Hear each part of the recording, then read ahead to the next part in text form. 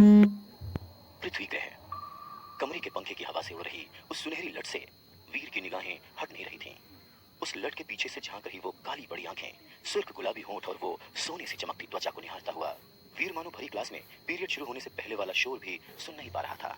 18 साल का खूबसूरत नौजवान वीर प्रिया को निहारता हुआ अपनी सीट को यूं पकड़े बैठा था मानो सीट छूट जाएगी और वो स्प्रिंग की तरह हवा में उछल जाएगा। उसके दिल की धड़कनें टीवी पर आने वाले म्यूचुअल फंड के ऐड की तरह पर्राटेदार चल रही थीं, मानो कह रही हों, romantic relationship are subject to social risk, please read the girl carefully before proposing. पर दिल है कि मानता नहीं। वीर से अब रहा नहीं जा रहा था और वो अपने बैग से एक लाल गुलाब का फूल और एक पिंक कलर का कार्ड निकालता है और धीमे से जाकर प्रिया के सामने खड़ा हो जाता है। ये देखकर पूरी क्लास ऐसे शांत हो जाती है जैसे कोई टीचर आ गया हो। वीर हिम्मत जुटाकर प्रिया की तरफ गुलाब का फूल बढ़ा देता है और कह ही डालता है, आई लव यू प्रिया। प्रिया आव देखती है नताब और वीर को एक धक्का देकर दांत खींचते हुए आवाज में कहती है, शट अप, पीछे देख। वीर को बहुत अजीब लगता है। वो प्यार में आगे बढ़ना चाहता है और माशूका कह रही है कि पीछे देख। वो सोच ही रहा होता है कि तभी एक भारी आवाज से उसका ध्यान पीछे जाता है।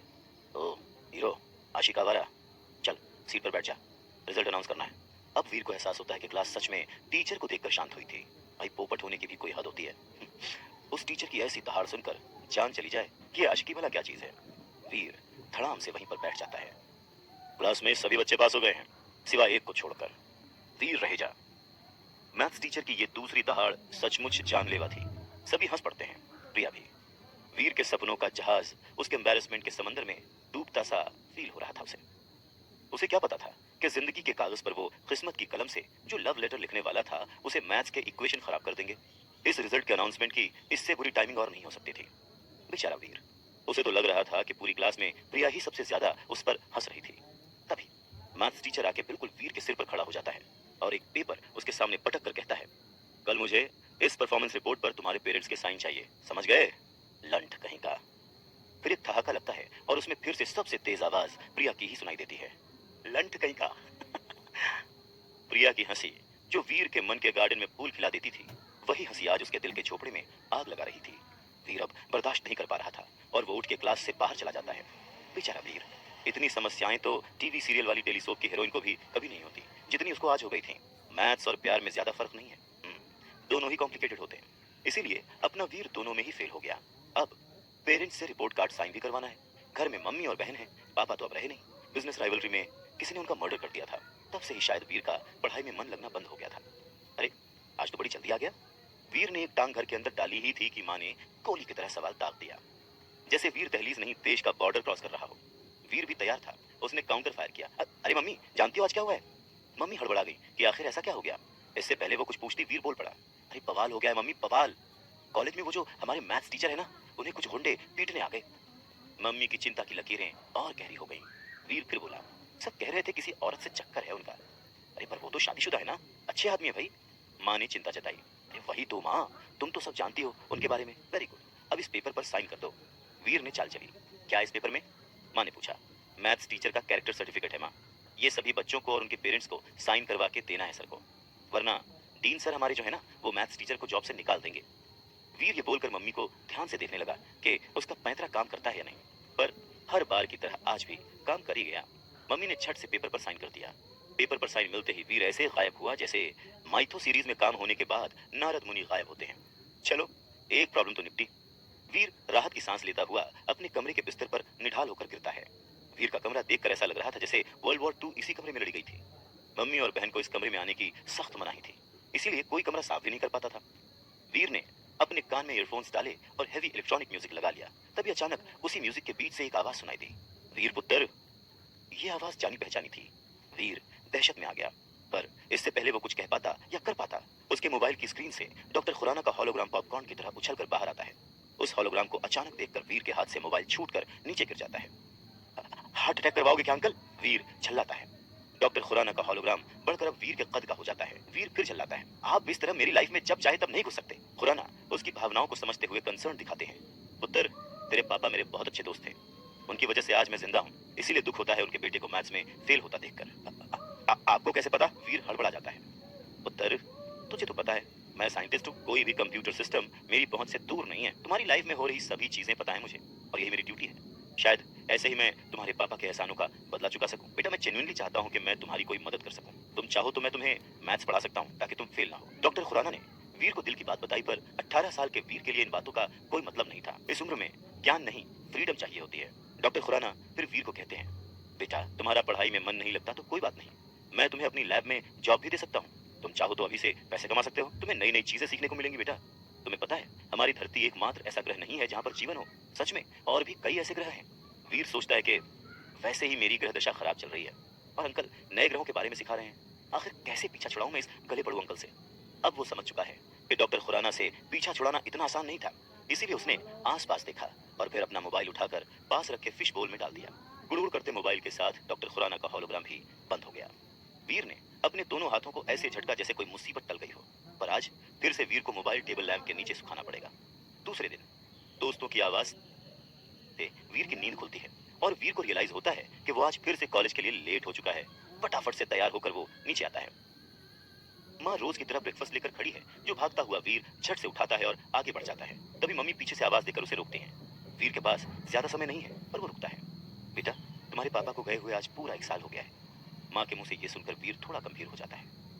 माँ आगे कहती है, मैं समझती हूँ तुम अभी तक इस सदमे से बाहर नहीं निकले हो, पर बेटा पढ़ाई पर ध्यान नहीं दोगे तो तुम्हारी मुसीबतें और बढ़ सकती हैं। आखिर तुम्हें ही इस घर का सहारा बनना है बेटा। ये सब सुनकर वीर बहुत इरिटेट होता है, पर हाँ में सर हिला देता है। तभी माँ अपने हाथ में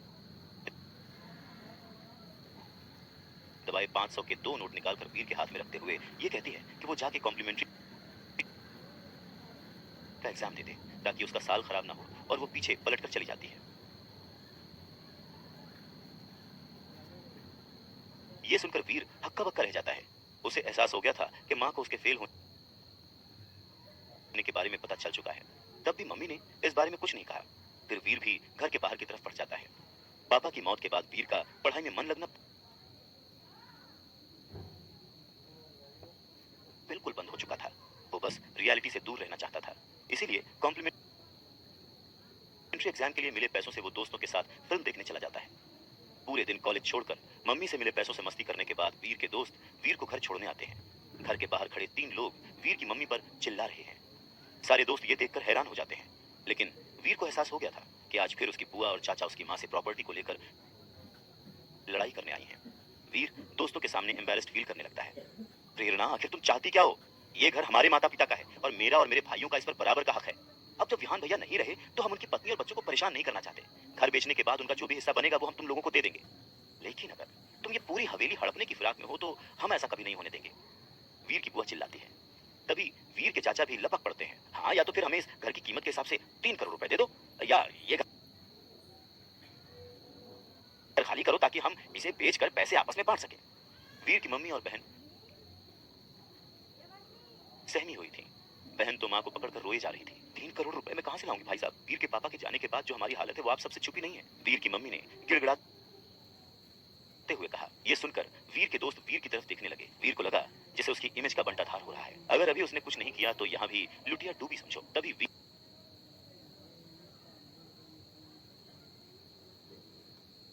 अब उस लड़ाई में कूद पड़ता है। आप लोगों की हिम्मत कैसे हुई ऐसे मेरे घर पर मेरी माँ को आके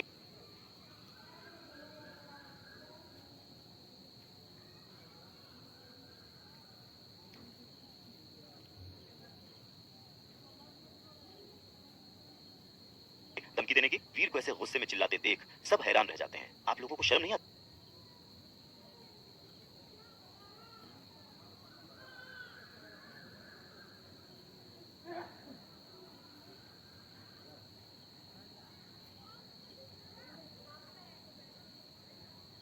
मेरे पापा ने आप लोगों की कितनी मदद की है।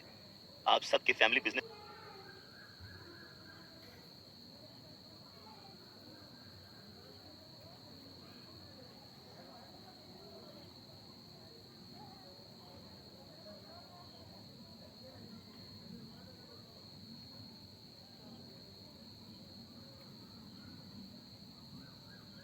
को अकेले बचाया है उस स्टार ग्रुप से, और स्टार ग्रुप से दुश्मनी की वजह से ही उनकी जान चली गई। अब उनके जाने के बाद आप लोग उनके परिवार को परेशान करने आते हैं। मम्मी उसे रोकने की कोशिश करती है। बेटा तू शांत हो जा। पर वीर का गुस्सा अब दहलीज पार कर चुका था। ए बच्चों, बिजनेस का छोड़ और इस घर की बात कर। ये घर हमारे फादर का है जिसमें हम सब भाई बहनों का बराबर का हिस्सा है। बड़े चाचा फुफकारे, अगर हमें इसमें हिस्सा नहीं मिला तो हम कोर्ट में जाएंगे, वरना बोल अपनी माँ से कहीं से लाकर हमें 3 करोड़ रुपए दे दे। जब माँ से क्यों बोलूं? मैं अपनी माँ का बेटा वीर मैं तुम सबसे वादा करता हूँ कि मैं तुम्हारे 3 करोड़ लेकर तुम्हारे मुंह पर मारूंगा। वीर दहाड़ता है। दोस्तों के साथ खड़ी वो लड़की मुस्कुराती है, जिससे वीर का कॉन्फिडेंस 7वें आसमान पर पहुंच जाता है। अब निकलो मेरे घर से, वरना मैं कुछ गलत कर बैठूंगा। बेटा तेरे पास बस 6 महीने का समय है, देख ले क्या कर सकता है। ये बोलकर बुआ और बाकी चाचा वहां से चले जाते हैं। वीर की मम्मी हैरानी में उसे देखती रह जाती है। वीर भी घर के अंदर चला जाता है। स्टाइल मारने के चक्कर में 3 करोड़ देने की बात तो वीर बोल आया था, पर वो इतने पैसे लाएगा कहां से? उसने तो अपनी समस्या और बढ़ा ली थी कि तभी उसे डॉक्टर खुराना का ख्याल आता है। अब वीर अपनी भावनाओं पर काबू नहीं रख पाया और अपना सवाल दाग ही देता है। अंकल, आप तो कह रहे थे कि आप बड़े साइंटिस्ट हैं। इस पर खुराना हड़बड़ाता है। हाँ हाँ, क्यों क्यों किसी ने कुछ और बोला है क्या? वीर सरकास्टिक होकर कहता है, नहीं, वो इतना बड़ा ऑफिस देखकर लग रहा है। वीर बोल ही रहा होता है कि खुराना पास लगे एक बटन को दबा देता है, जिससे पूरा का पूरा फ्लोर हरकत में आ जाता है और किसी लिफ्ट की तरह नीचे जाने लगता है। वीर लगभग लड़खड़ाते हुए गिरने वाला होता है, पर खुराना उसे सहारा देता है। ये क्या है अंकल? हाँ? वीर घबरा कर कहता है, पर उसके जवाब में खुराना बस मुस्कुराता है। वीर ऐसी सिचुएशन में उसे मुस्कुराते हुए देखकर गालियां देना चाहता है, पर बाद में पैसे ना मिलने के डर से वो चुप ही रह जाता है। अब वो लिफ्ट रुकती है और एक दरवाजा खुलता है। एक तेज सफेद रोशनी से वीर की आंखें चुंधिया जाती हैं और वो अपनी आंखें मींचने लगता है। उन मींची हुई आंखों से वो जो देखता है तो बस उन्हें देखता ही रह जाता है। एक बड़ी विशाल लैब, जहां हर जगह हाईटेक मशीन्स लगी हुई हैं, बड़ी बड़ी स्क्रीन्स लगी हुई हैं, जिसमें अलग अलग डेटास और वीडियोस चल रहे हैं। बड़े बड़े ट्यूब में से फ्यूम्स निकल रही हैं और रोबोटिक हैंड्स अपने अपने काम में लगे हुए हैं। ये खुराना की लैब से ज्यादा आयरन मैन का वर्कशॉप लग रही थी। वीर को लगता है जैसे वो अपने सपनों की दुनिया में पहुंच गया है। वाह अंकल, ये तो तहलका है। वीर के मुंह से निकले हुए शब्दों को सुनकर खुराना ऐसे खुश होता है जैसे अपनी खूबसूरती की तारीफ सुनकर कोई लड़की खुश होती है। मेरी लैब है, मेरा, खुराना अपनी तारीफ करते हुए कहता है और अपनी मशीन्स को ऐसे देखने लगता है जैसे मशीन्स ना होकर उसके पालतू जानवर हों। बोल पुत्र, तुझे क्या हेल्प चाहिए? तू जो बोलेगा मैं दूंगा, आखिर तू मेरा यार का पुत्र है। खुराना बड़े प्यार से वीर को पूछता है। वीर भी इतनी फ्रीडम पाके धड़ल्ले से बोल देता है, अंकल 3 करोड़ रुपए चाहिए। ये सुनते ही खुराना अपनी ही मशीन्स पर फिसलते हुए नीचे गिरते गिरते बचता है और खुद को संभालते हुए हैरानी से पूछता है, 3 करोड़? हाँ अंकल, आप तो दे ही सकते हो। वीर पूछता है। खुराना अब खुद को स्ट्रेट करते हुए सीरियस होकर वीर को समझाता है, देख पुत्र, ये सब जो तू देख रहा है ना, ये मेरा पर्सनल नहीं है, ये सब सरकार ने दिया है। उसके बाद वो रुआंसा होकर कहता है, 3 करोड़ तो मैंने अपनी पूरी लाइफ में नहीं देखे हैं, तो तुझे कैसे दे दूं? खुराना की ऐसी दयनीय हालत देखकर वीर को और गुस्सा आ रहा होता है। मतलब आप मेरी मदद नहीं कर सकते? कर सकता हूँ और करूंगा पुत्र, करूंगा ना। तू चाहे तो मैं इस लैब में तुझे जॉब दे दूंगा, 20,000 सैलरी भी दिलवा दूंगा। सच्ची 20,000 सैलरी। मैथ्स में वीर ज्यादा अच्छा नहीं था, पर वो अपने मोबाइल को निकालकर कैलकुलेट करता है और पता है कि 20,000 मंथली सैलरी में तो उसे 3 करोड़ जुटाने में 125 साल लग जाएंगे। अरे अंकल, इतने दिनों में तो मेरे पोते भी बूढ़े हो जाएंगे, फिर पैसों का क्या करूंगा? खुराना मजबूर है और वीर गुस्सा। वीर वहां से जाने ही वाला होता है कि उसकी नजर एक लाल रंग के टेलीफोन बूथ पर पड़ती है, जो लकड़ी का लग रहा था। वीर हैरान होता है कि इतने हाईटेक लैब में ये पुराने जमाने का टेलीफोन बूथ क्या कर रहा है। वो अपनी जिज्ञासा को शांत करने के लिए खुराना से उस बूथ के बारे में पूछता है। सवाल सुनकर खुराना की मानो आंखें चमक जाती हैं और जैसे 5th क्लास का बच्चा पोम सुनाता है, वैसे ही खुराना उस बूथ के बारे में वीर को बताने लग जाता है। वीर, ये तो सभी जानते हैं कि पूरे यूनिवर्स में पृथ्वी ऐसा प्लेनेट है जहां पर जीवन पाया जाता है। हालांकि पिछले कुछ सालों में साइंटिस्ट को पृथ्वी जैसे ही कुछ ऐसे प्लैनेट्स का पता चला है जहां पर साइंस ऑफ लाइफ पाए गए हैं। हमारे जैसे ही लोग, हमारे जैसे ही जानवर और हमारे जैसे ही पेड़ पौधे, लेकिन देखने में हमसे काफी अलग। आम भाषा में ऐसे लोगों को हम एलियंस यानी कि दूसरी दुनिया के लोग कहते हैं। डॉक्टर खुराना वीर को समझाते हुए कहते हैं और वीर उनकी बात को समझने की कोशिश करता है। एलियंस? जैसे पीके मूवी में आमिर खान था? पर अंकल, ऐसे लोग तो बस फिल्मों और किस्से कहानियों में ही होते हैं ना। मेरा मतलब है कि असल जिंदगी में मैंने तो आज तक कोई भी एलियन नहीं देखा। हाँ, बचपन में मेरा सपना था कि मैन इन ब्लैक मूवी की तरह मेरा भी किसी एलियन से आमना सामना हो जाए, पर फिर मैं बड़ा हो गया और इस सपने को मजाक में लेने लग गया, क्योंकि मैं समझ गया था कि ये सब सिर्फ किस्से कहानियों में होता है। डॉक्टर खुराना की बात सुनकर वीर काफी कंफ्यूज था। डॉक्टर खुराना ने मुस्कुराते हुए वीर से कहा, हमारी फिल्में और कहानियां कहीं ना कहीं हमारी असल जिंदगी से ही तो जुड़ी होती हैं वीर, और अब तो साइंस ने भी इस बात को मान लिया है कि एलियंस होते हैं। खैर, अब ये बात तुमसे कैसे जुड़ी हुई है, मैं उस बारे में तुम्हें बताता हूँ। और फिर वीर ध्यान से उनकी बातें सुनने लगता है। पिछले कुछ सालों से हमारी एजेंसी टाइटन ग्रह में एक सीक्रेट मिशन चला रही है, जहां हर साल हम कुछ लोगों को टाइटन ग्रह पर भेजते हैं। दरअसल उस ग्रह पर डेवलपमेंट अभी भी अपनी पहली स्टेज पर है, इसीलिए वहां के लोग अभी पूरी तरह से विकसित नहीं हो पाए हैं। वहां कई लोग ऐसे हैं जो कि ना तो पूरी तरह से इंसान हैं और ना ही पूरी तरह से जानवर। मतलब उनके शरीर के कुछ हिस्से तो इंसानों जैसे हैं, लेकिन उनकी हरकतें और दिमाग जानवरों जैसा है। साथ ही साथ वहां कुछ जानवर ऐसे भी हैं जो विकसित होकर बहुत खतरनाक होते जा रहे हैं। इस तरह के लोग और जानवर उस ग्रह के उन लोगों के लिए खतरा हैं जो पूरी तरह डेवलप हो चुके हैं और जिनकी इंटेलिजेंस भी हम जैसी ही है, लेकिन उन लोगों के साथ साथ ऐसे जानवर और लोग हमारी पृथ्वी के लिए भी खतरा बन सकते हैं। इसीलिए हर साल हम अपने प्लेनेट से कुछ लोग टाइटन ग्रह पर भेजते हैं ताकि वो लोग हमारी पृथ्वी की तरफ बढ़ रहे खतरे को वहीं पर खत्म कर सकें। ये टेलीफोन बूथ उसी टाइटन ग्रह पर जाने का पोर्टल है। वीर कंफ्यूज्ड है और सवाल पूछता है, अंकल, जब उस ग्रह पर इतना खतरा है तब लोग वहां जाते ही क्यों हैं? हाँ? खुराना मुस्कुराता है और कहता है, पैसे कमाने और ताकत पाने के लिए। वीर प्लेजेंटली सरप्राइज हो जाता है और पूछता है कि लोग कितने पैसे कमा सकते हैं वहां पर? अनलिमिटेड, समझ रहे हो? अनलिमिटेड। खुराना इस तरह से खुश होकर बोलता है जिससे वीर को यकीन हो जाए कि उसकी पैसों की समस्या भी टाइटन ग्रह पर जाकर खत्म हो सकती है। वीर सोचने लगता है। वीर को देखकर खुराना को भी एहसास होता है कि वीर टाइटन के बारे में सोच रहा है। खुराना तुरंत ही वीर के सपनों पर पानी फेरते हुए कहता है, नहीं नहीं, पर तुम वहां नहीं जा सकते, इसलिए सोचो भी मत। वीर हैरान हो जाता है, अरे भाई, तुम मेरे जिगरी दोस्त के इकलौते बेटे हो, यानी मेरे भी बेटे जैसे ही हुए। मैं तुम्हारी जान खतरे में नहीं डाल सकता। तुम घर जाओ और कोई और रास्ता ढूंढो पैसे जुटाने का। ये कहते हुए खुराना वीर को उसकी लैब से बाहर जाने को कह देते हैं। हालांकि वीर घर की ओर निकल जाता है, पर खुराना की बात उसके दिमाग में किसी साइंस फिक्शन फिल्म की तरह घूम रही थी। पर साथ में अफसोस भी है कि वो परिवार के लिए पैसे नहीं जुटा पाया। वीर जैसे ही घर पहुंचता है तो देखता है कि उसके लफंडर दोस्तों की टोली बाहर ही उसका इंतजार कर रही है। वीर समझ जाता है कि वो लोग कल वाली बात पर उससे सवाल पूछेंगे और वो एम्बैरेस होगा। इसीलिए जैसे ही वो दोस्तों से मिलता है खुद ही सारी कहानी सुनाना शुरू कर देता है कि कैसे उसके फादर ने उसके डूबते हुए फैमिली बिजनेस को संभाला और उसकी बुआ और चाचा की शादियां करवाई, उन्हें घर दिलवाया, उनकी वजह से स्टार ग्रुप से पंगा भी लिया जिसकी वजह से उनकी जान चली गई। पर उनके जाने के बाद उसकी बुआ और चाचा उन्हें दादाजी के घर से निकालना चाहते हैं। वीर की कहानी सुनकर सभी दोस्त उसे सिंपैथी दिखाते हैं। अभी अभी जवान हो रहे लड़कों के खून में कुछ ज्यादा ही उबाल होता है, पर दिमाग उतना ही कम होता है। ऐसे ही दिमाग से वीर के दोस्त उसे सलाह देते हैं कि वीर को बुआ के घर से जाके इस घर के प्रॉपर्टी के पेपर्स चुरा लेने चाहिए। उसके बाद बुआ हो या चाचा कोई भी उन पर घर खाली करने के लिए लीगल एक्शन नहीं ले पाएगा और उसे 3 करोड़ रुपए भी नहीं देने पड़ेंगे। वीर भी तो उसी उम्र का है, उसे भी आइडिया जम जाता है।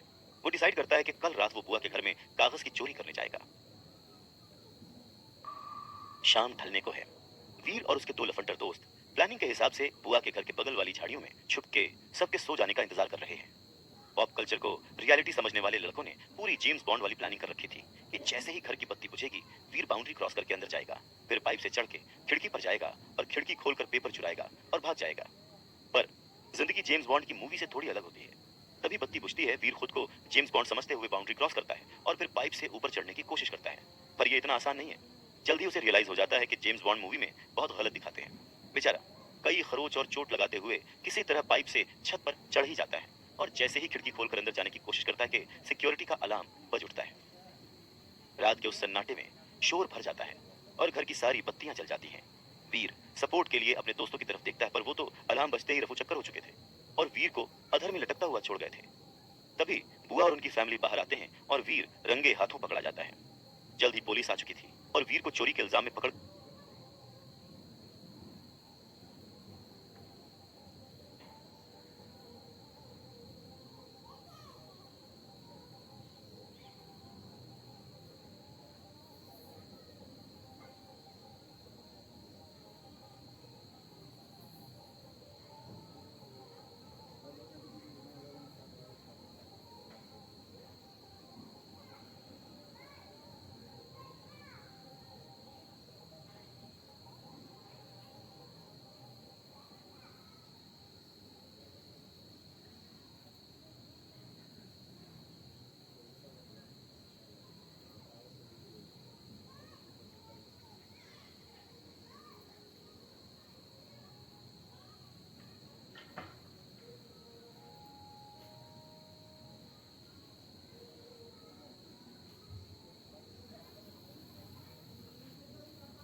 कर ले जाने वाली होती है कि तभी बुआ ने चाचाओं को भी बुला लिया जो पास ही में रहते हैं।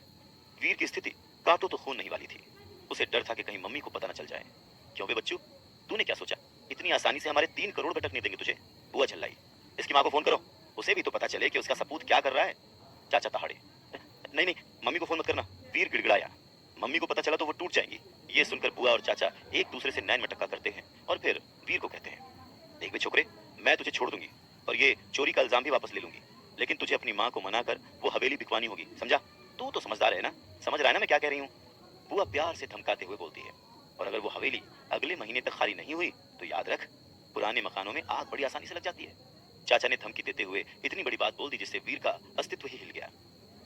उसे एहसास हो गया था कि उसकी इस छोटी सी गलती का परिणाम कितना भयानक हो सकता है।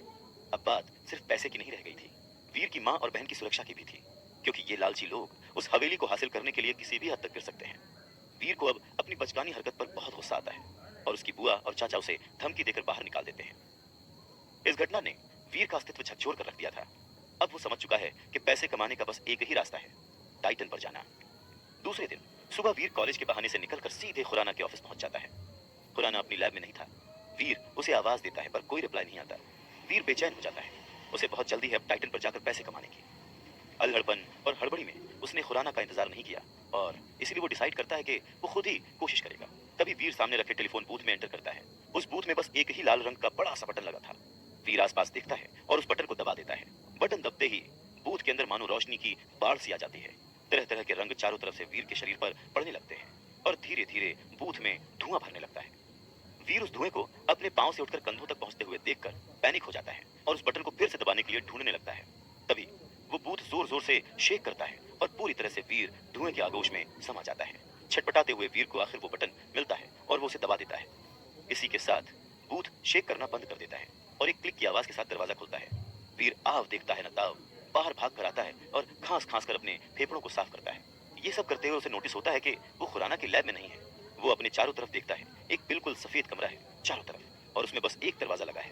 वीर घबरा जाता है और वो झट से दरवाजा खोलकर बाहर जाता है। दरवाजे से बाहर जाते ही वीर की दुनिया बिल्कुल बदल जाती है। उसकी आंखों की पुतलियां फैल जाती हैं, दिल की धड़कनें और तेज हो जाती हैं। वो अपने चारों तरफ देखता है तो उसे लगता है कि वो जैसे स्वर्ग में आ गया हो। बड़े बड़े पहाड़ आकाश और धरती के बीच तैर रहे हैं। पेड़ों के पत्तों पर इतने रंग उसने अपनी पूरी जिंदगी में नहीं देखे थे। जमीन पर बिछी घास भी ऐसी चमक रही थी जैसे उनमें छोटे छोटे लेप बल्ब लगे हुए हों। हवा में भी जो स्वच्छता और खुशबू है वैसा पूरे जीवन में कभी महसूस ही नहीं हुआ। वो मंत्र मुग्ध सा चारों तरफ देख ही रहा होता है कि एक दहाड़ से उसका ध्यान पीछे की तरफ चला जाता है। पीछे की तरफ मुड़कर जो वो देखता है तो ऐसा लगता है कि जैसे उसकी धड़कन ही एक पल के लिए रुक गई हो। अचानक से उसके चेहरे के रंग उड़ जाते हैं और पांव बेजान से जमीन पर गड़ जाते हैं। वो देखता है उसके ठीक सामने एक अजीब सा जानवर खड़ा है। उसका सर शेर के जैसा है पर शरीर गेंडे के जैसा। आइस एज के लायंस की तरह बड़ी बड़ी टांग बाहर लटक रही है। पूरे सर पर टेंटिकल्स निकले हुए हैं। उसे देखने के बाद वीर चाहकर भी अपनी जगह से हिल नहीं पाता। तभी वो जानवर वीर की तरफ छलांग लगा देता है पर इससे पहले कि वो वीर तक पहुंच पाता एक भाला उड़ता हुआ आकर उस जानवर से टकरा जाता है और वो जानवर छिटक कर दूर जा गिरता है। वीर हैरान होकर भाले की दिशा में देखता है। एक अजीब से घोड़े पर सवार गहरे हरे रंग का लबादा ओढ़े एक घुड़सवार अपने दोनों हाथों में तलवार लिए उस जानवर के पीछे जाता है। पर जाते हुए वो घुड़सवार एक पल के लिए रुक के पीछे मुड़ता है जिससे उसके लबादे का हुड नीचे सरकता है और उसके अंदर से काले घने बाल हवा में लहरा जाते हैं। वो घुड़सवार एक लड़की थी, बेहद खूबसूरत लड़की जिसकी काजल से भरी बड़ी बड़ी आंखें जब वीर को घूरती हैं तो वीर को लगता है जैसे उसका दिल कूद कूद कर सीने से बाहर आ जाएगा। योद्धा के वेश में इतना मासूम चेहरा, ये कॉम्बिनेशन सच में कातिल था। वो लड़की वापस आगे मुड़कर उस जानवर के पीछे चली जाती है। वीर उसे आवाज लगाने ही वाला होता है कि तभी एक हाथ आकर उसे खींच ले जाता है। वीर खुद को फिर से धुएं से घिरा पाता है और जब धुआं छटता है तो वीर देखता है कि उसके सामने डॉक्टर खुराना खड़े हैं और बेहद गुस्से में उसे घूर रहे हैं। ये क्या बेवकूफी करने जा रहे थे तुम? तुम्हें जिम्मेदारी का कोई एहसास है या नहीं? डॉक्टर खुराना भड़कते हुए वीर को डांटते हैं। वीर जानता है कि वो कोई जवाब देने की हालत में नहीं है। उसकी इस गलती से उसकी जान भी जा सकती थी। अगर तुम्हें कुछ हो जाता तो क्या होता आज? तुम समझते हो? तुम समझते क्यों नहीं कि वीर तुम अभी बच्चे हो, ये खतरनाक खेल तुम्हारे लिए नहीं है। डॉक्टर खुराना कंसर्न दिखाते हैं पर वीर अब गंभीर हो चुका था। अंकल, ये खेल खेलना मेरा शौक या कोई इंटरेस्ट भर नहीं है, अब ये मेरी जरूरत बन चुका है। वीर की बात सुनकर खुराना शांत होकर उसे सुनने लगता है। अब वीर उन्हें पिछले 12 घंटे में होने वाली सारी घटनाएं विस्तार से बताता है और उन्हें समझाता है कि उसका टाइटन पर जाकर पैसे कमाना कितना जरूरी है। उसकी बातों को सुनकर डॉक्टर खुराना गहरी सोच में पड़ जाते हैं और वीर मायूस होकर वहीं बैठ जाता है। काफी सोचने के बाद डॉक्टर खुराना कहते हैं, ठीक है, तुम अगर टाइटन पर जाना ही चाहते हो तो मैं तुम्हें रोकूंगा नहीं, पर वहां जाने से पहले वहां के बारे में सब कुछ जानना होगा तुम्हें। मैं तैयार हूं अंकल। ये बोलकर वीर अपना पूरा कंसंट्रेशन डॉक्टर खुराना पर लगा देता है। डॉक्टर खुराना अब वीर को टाइटन के बारे में विस्तार से बताना शुरू कर देते हैं। सुनो, टाइटन ग्रह पर हमारा बेस देव आश्रम के नाम से है। तुम टेलीपोर्ट होकर वहीं पर बने अपने कमरे में जाओगे, लेकिन वीर वहां गुजारा करना इतना आसान नहीं होगा। समय समय पर अपनी ताकत और काबिलियत बढ़ाने के लिए तुम्हें लेवल्स पार करने होंगे और वो तब होगा जब तुम्हें जीन पॉइंट्स मिलेंगे और वो तुम्हें तब मिलेंगे जब तुम वहां एलियंस का शिकार करके उनकी एनर्जी हासिल करोगे। ये काफी कुछ वैसा ही है जैसे तुम्हारी वीडियो गेम्स की दुनिया में होता है, बस फर्क इतना है कि यहाँ पर खतरा असली है। तुम्हारी एक छोटी सी चूक तुम्हारी जान भी ले सकती है और वीडियो गेम्स की तरह यहाँ तुम्हें दूसरा मौका भी नहीं मिलेगा।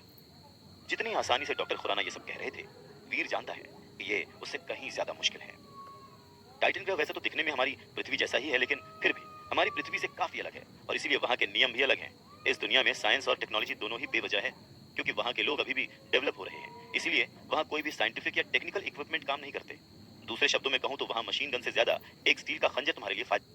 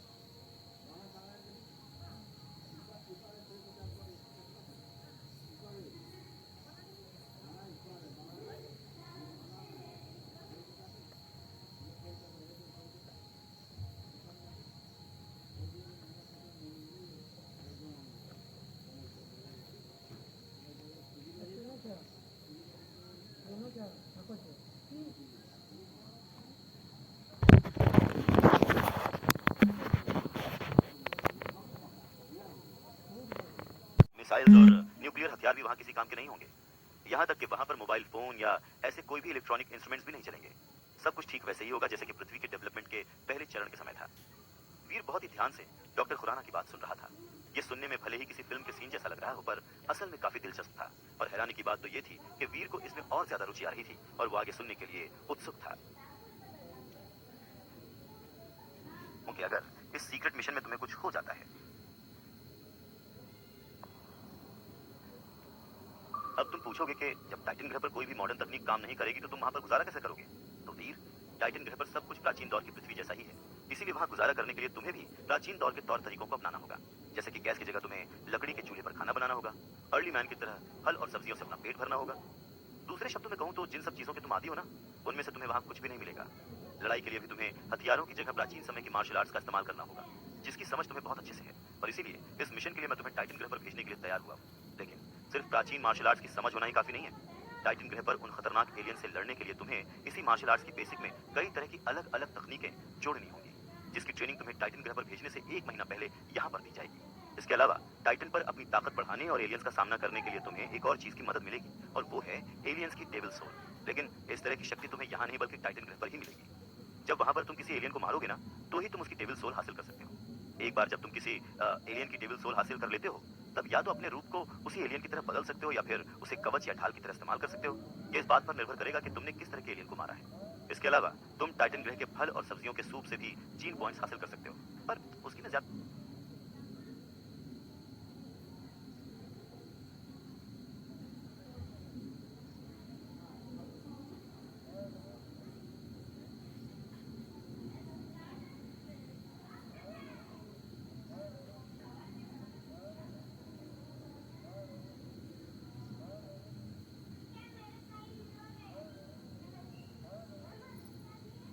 गारंटी नहीं दे सकता।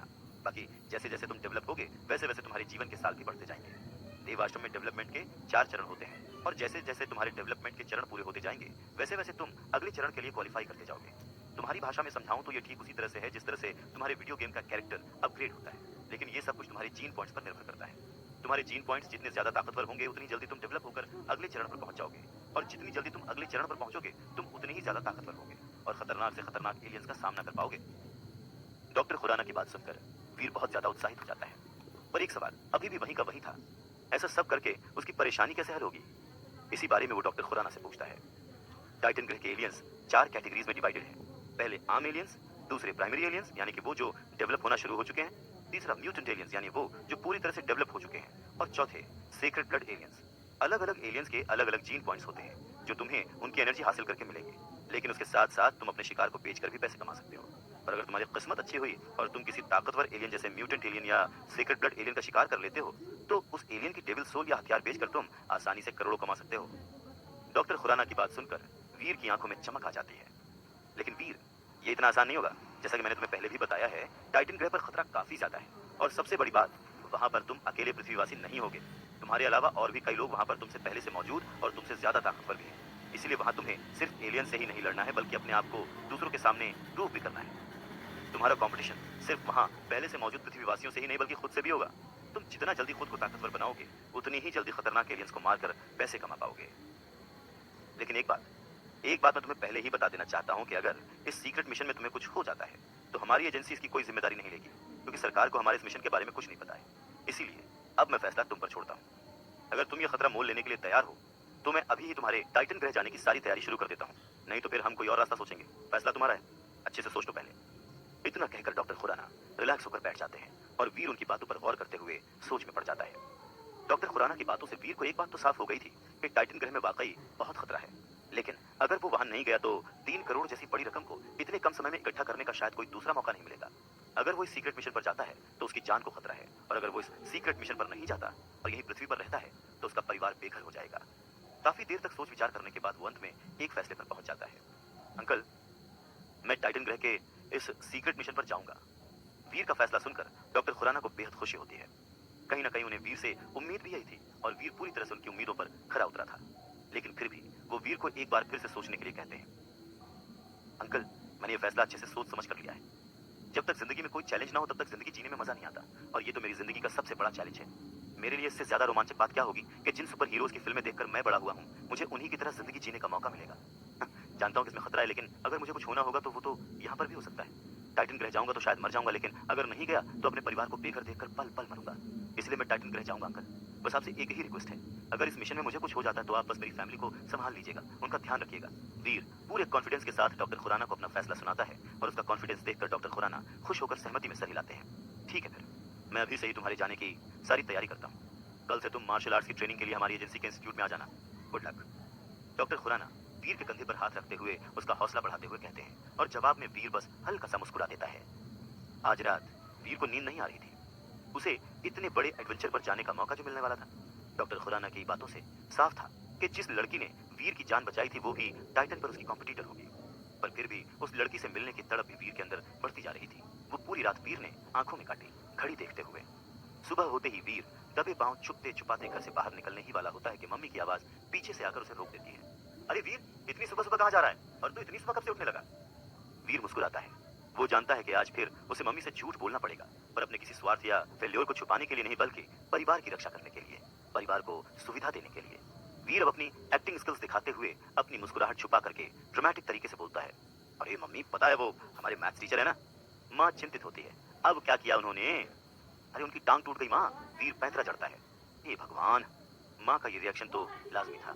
इसीलिए माँ, इसीलिए मुझे अब हर रोज उनके घर जाकर पढ़ना होगा, क्योंकि वो कॉलेज तो आएंगे नहीं ना। वीर को पूरा यकीन था कि उसके हर पैंतरे की तरह माँ पर आज ये पैंतरा भी काम कर ही जाएगा। वीर फिर मुस्कुराते हुए निकल जाता है। इसी तरह डॉक्टर खुराना के नेतृत्व में वीर की 15 दिन की प्राइमरी ट्रेनिंग पूरी हो चुकी थी। अब वीर टाइटन पर जाने के लिए तैयार था। पर डॉक्टर खुराना जानते हैं कि प्राइमरी ट्रेनिंग के बाद भी टाइटन जैसे खतरनाक जगह पर सरवाइव करना बहुत मुश्किल है। पर वो वीर को रोक भी नहीं सकते थे, क्योंकि टाइटन को वीर की नहीं बल्कि वीर को टाइटन की जरूरत है। वीर के पिता डॉक्टर खुराना के बहुत अच्छे दोस्त थे और प्रशंसक थे। डॉक्टर खुराना उस दिन वीर के पिता के साथ ही थे जिस दिन उनका मर्डर हुआ था। उस दिन कुछ ऐसा हुआ था जिसका राज डॉक्टर खुराना ने आज तक अपने दिल में छुपा रखा था। खुराना बस ये जानते हैं कि आज वीर के पिता की वजह से वो जिंदा है, और इसीलिए वीर को एक सही मकाम पर पहुंचाना सिर्फ उनकी जिम्मेदारी ही नहीं बल्कि उनका लक्ष्य भी है। टाइटन पर जाने से पहले डॉक्टर खुराना वीर से कुछ दिल की बातें कहते हैं। देख पुत्र, ट्रेनिंग से स्किल डेवलप होती है, पर उन स्किल्स पर विश्वास एक्सपीरियंस से आता है। इसीलिए टाइटन पर छोटे छोटे कदम बढ़ाकर पहले अनुभव हासिल करना, छोटे छोटे एलियंस का शिकार करके अपने आप पर विश्वास हासिल करना, और जब एक बार विश्वास आ जाए तो चाहे जो भी हो जाए उसे कभी मत छोड़ना। याद रख पुत्र, बड़े से बड़ा योद्धा भी शहीद हो सकता है। हम मेहनत के आगे किस्मत को नकार नहीं सकते। तेरे पिता आज होते तो तुझे ये कभी नहीं करने देते, पर मैं मजबूर हूँ। पर चिंता मुझे भी तेरे पिता जितनी ही है। ये बोलते बोलते खुराना की आंखों से एक आंसू की बूंद टपक जाती है। वीर उन्हें जोर से गले से लगा लेता है। अंकल, आप चिंता मत कीजिए, मैं पूरी सावधानी से रहूंगा और आपकी दी हुई हर सीख को मानूंगा। वीर उन्हें सांत्वना देता है। डॉक्टर खुराना भी उसे अपने दोनों हाथों से पकड़कर आशीर्वाद देते हैं और टाइटन के लिए विदा करते हैं। टाइटन पर वीर का पहला अनुभव काफी खतरनाक था, पर इस बार वो तैयारी के साथ आया था। डॉक्टर खुराना की सीख को फॉलो करते हुए वीर ने पहाड़ी के रास्ते अपना मिशन शुरू किया। पहाड़ी पर पहुंचते हुए गोधूली बेला शुरू हो चुकी थी। आधा सूरज चट्टानों के पीछे से आंखें मूंद रहा था और उसकी पलकों से दिखने वाली रोशनी की लाल सफेद रेखाएं बादलों पर बिछ सी गई थी। उन्हीं रोशनी की पलकों को वीर यूं निहार रहा था जैसे उन किरणों के साथ वो अपने नए जीवन को शुरू कर रहा हो। हवा के झोंकों से उड़ रहे उसके काले लबादे के बीच उसकी कमर पर लटका वो पोटला और चांद के आकार का खंजर साफ नजर आ रहा था। वो खंजर उसे डॉक्टर खुराना ने दिया था। खंजर की धार पर पड़ रही रोशनी मानो सूरज को आईना दिखा रही थी। वीर जानता था कि शाम होने पर शिकार करना बहुत मुश्किल हो जाएगा, इसीलिए वो तेजी से चारों तरफ देखने लगता है। तभी उसे अचानक पत्थरों के बीच में कुछ रेंगता हुआ दिखाई देता है। वीर ने एक झटके में अपना खंजर निकाला और तैयार हो गया, पर अचानक से पत्थरों के पीछे की हलचल रुक सी गई। वीर सावधान था, पर कोई हलचल न पाकर वो पत्थरों के करीब गया ताकि झांक कर देख सके कि उसका पहला शिकार आखिर गया कहां। तभी अचानक बड़ी फुर्ती से एक काला कछुआ कूदकर वीर के सीने पर चढ़ जाता है। एक कछुआ, और वो भी इतना फुर्तीला। वीर के लिए यह बहुत ही शॉकिंग था। उसके हाथ से खंजर छूट जाता है और वो अपने कपड़ों को ऐसे झाड़ने लगता है जैसे कि कमीज के अंदर कोई कॉकरोच घुस गया हो। तभी वो काला कछुआ वीर के हाथ के झटके से जमीन पर जा गिरता है। कमाल की बात तो ये कि वो कछुआ भागने के बजाय वीर को घूरे जा रहा था, जैसे किसी द्वंद्व युद्ध के लिए ललकार रहा हो। वीर ने भी उसकी आंखों में अपनी आंख गड़ा दी और घूरने का एक कंपटीशन शुरू हो गया। वीर उस कछुए की तरफ लपका, पर कछुआ बहुत तेज था, इसीलिए वीर औंधे मुंह जमीन पर गिर पड़ा। वीर को ऐसा लगा मानो कछुआ उसका मजाक उड़ा रहा हो। वीर फिर उठकर खड़ा हो गया और उसने फिर से कछुए पर धावा बोल दिया। कछुआ पीछे हट गया और फिर से वीर मुंह के बल जमीन पर गिर पड़ा। वीर को अब खुद पर शर्मिंदगी महसूस होने लगी थी। मैं एक कछुआ नहीं पकड़ पा रहा हूँ तो क्या करूंगा मैं टाइटन पर। वीर सोच ही रहा था कि कछुए ने वीर की तरफ दौड़ लगा दी। वीर को न जाने क्या हुआ, वो कछुए से दूर भागने लगा। इस दृश्य को देखकर समझ नहीं आ रहा था कि शिकारी कौन है और शिकार कौन। ये बात समझने में वीर को तब तक का समय लगा जब तक कि उसके खंजर पर रोशनी पड़कर उसकी आंखों में चमक नहीं पड़ी। वीर ने तुरंत अपना खंजर उठाया और पलटकर एक झटके में काले कछुए का सिर धड़ से अलग कर दिया। तभी उसकी आंखों के सामने नीली रोशनी फैल गई और एक ट्रांसपेरेंट सी स्क्रीन सामने आ गई। उस पर लिखा था, काला कछुआ मारा गया, डेविल सोल हासिल नहीं हुई है। 0 से 10 जीन पॉइंट्स हासिल करने के लिए इसकी एनर्जी हासिल करें। ये पढ़कर वीर के खूबसूरत चेहरे पर एक संतोषजनक मुस्कुराहट आ गई। उसने तुरंत ही उस मरे हुए कछुए को जमीन पर रखा और अपने हाथ में लिए खंजर से उसका पेट फाड़ दिया। कछुए के पेट को फाड़ते ही वीर ने आंख बंद करके अपने हाथों को एक पैटर्न में घुमाया और उसे कछुए की एनर्जी अपने अंदर आती हुई महसूस होने लगी। फिर उसने पावर स्क्रीन की तरफ देखा जिस पर लिखा हुआ था, काले कछुए की एनर्जी हासिल हो गई है, आपको जीन पॉइंट्स नहीं मिले। वीर ने पावर स्क्रीन को हल्के से छूने की कोशिश की। स्क्रीन 1 सेकंड के लिए ब्लैंक हो गई। फिर उस पर लिखा हुआ आया, आपका स्टेटस फर्स्ट लेवल पार नहीं हुआ। अब आपका लाइफ स्पैन होगा 200 इयर्स। विकसित होने के लिए जरूरी पॉइंट्स 100 जीन पॉइंट्स। हासिल हुए जीन पॉइंट्स 2। डेविल सोल हासिल नहीं हुई। वीर खुशी से झूम उठा। टाइटन पर ये उसका पहला शिकार जो था। वीर का कॉन्फिडेंस बहुत बढ़ चुका था। अब काले कछुओं के शिकार का एक सिलसिला सा चलने लगा।